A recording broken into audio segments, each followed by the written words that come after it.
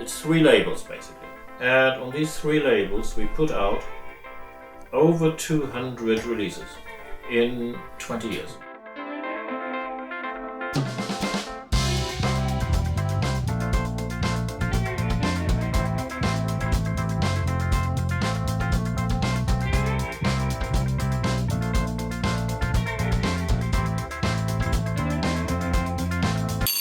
Yeah, we started the label.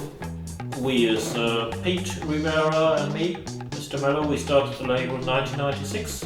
It originated in a club called Lounge in Hamburg. One day, it was a weekend, and it was the first time behind turntables. Playing hip-hop and soul, jazz, house and funk. Great time, great music. We were DJing and thought, there's so much great music out there, we gotta start a label and put this music on. The first releases on Lounge Records were actually productions out of our own little world. Bands from Hamburg, people from Hamburg who DJ'd at the club or who were connected to the scene around there. This great mixture between a little bit hip-hop, a little bit jazzy stuff, a little bit funky stuff.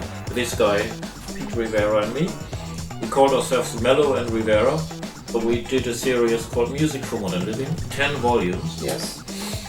And they sold like hotcakes, electronic stuff, dance stuff, housey stuff, soul.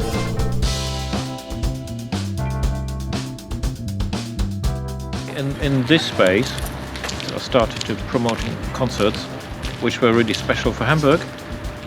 It changed completely. They don't have a stage anymore. It's completely different. They rebuilt it, but it was a very special place.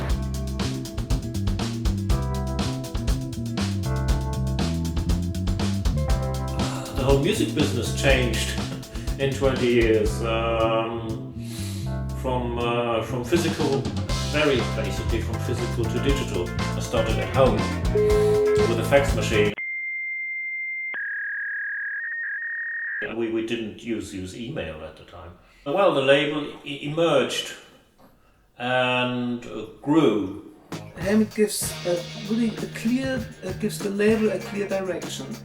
And so, in this continual work over 20 years, so is now on a point where international bands are knocking here on the door and want to work with us. Basically going global in a way, but that has maybe something to do with the digitalization of the music business. It's much easier to get to know people from Australia or France. My day is full of work connected to the music, preparing releases, connecting to artists, check the manufacturing, ringing agents, preparing a tour, preparing royalty statements, which are at the end of the day very funny and lively. Hamburg is essential to the label. The city is big. It's a kind of gate to the world. Lots of international acts, DJs, bands come and play here. And you know, Hamburg near to London, also the influence from the great British music. It always was a music city. The melting pot of producers, DJs, soul, rare funk, hip hop. It was a very special atmosphere. It's vibrant and very essential.